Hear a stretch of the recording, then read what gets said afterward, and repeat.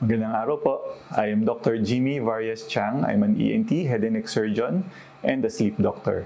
I will talk about the importance of sleep. Sleep is an essential part of health and well-being. It is important to obtain 3 basic requirements para masabi natin na okay ang ating tulog. Yung una, dapat tama yung oras ng tulog. Ibig sabihin, dapat sa gabi tayo natutulog, hindi sa umaga. Pangalawa, dapat tamang haba ng tulog, na dapat nakukuha natin yung recommended na haba ng tulog base ho sa edad natin. Usually sa isang adult, kailangan natin na at least 7 hours of sleep and a maximum of only 9 hours of sleep. And third is yung lalim ng tulog. Kailangan nating maabot yung lalim ng tulog para pagising natin refreshed and healthy yung ating katawan. Now, ang pinakamalaking kondisyon, pinaka-common na kondisyon na nakakaapekto doon sa lalim ng tulog ay ang tinatawag nating sleep apnea.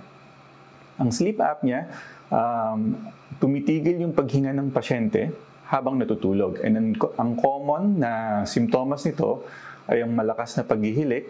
Nakikita ng mga katabi talaga na parang tumitigil yung paghinga ng pasyente. Nasasamid habang natutulog.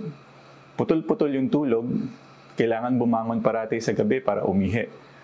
And during the day naman, lagi silang antukin. Pagising sa umaga, tuyong-tuyo yung lalamunan, masakit yung ulo.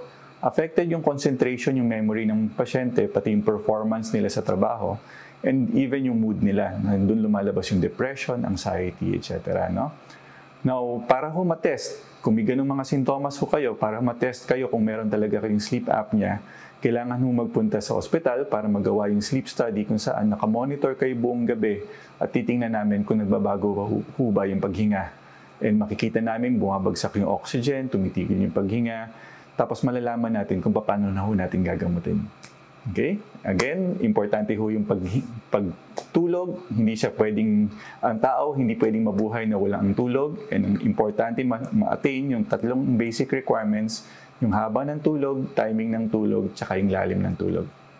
Kung meron ho kayong nararamdaman na kahit anong simptomas na may kinalaman ho sa pagtulog, like paghihilik, nahihirapang matulog, abnormal na behavior habang natutulog, like naglalakad, nagsasalita, etc., pumunta na ho kayo dito sa Calamba Medical Center at magpatingin kasi importante hong malaman kung meron hong problema na kailangan agapan kaagad para hindi ho lumala.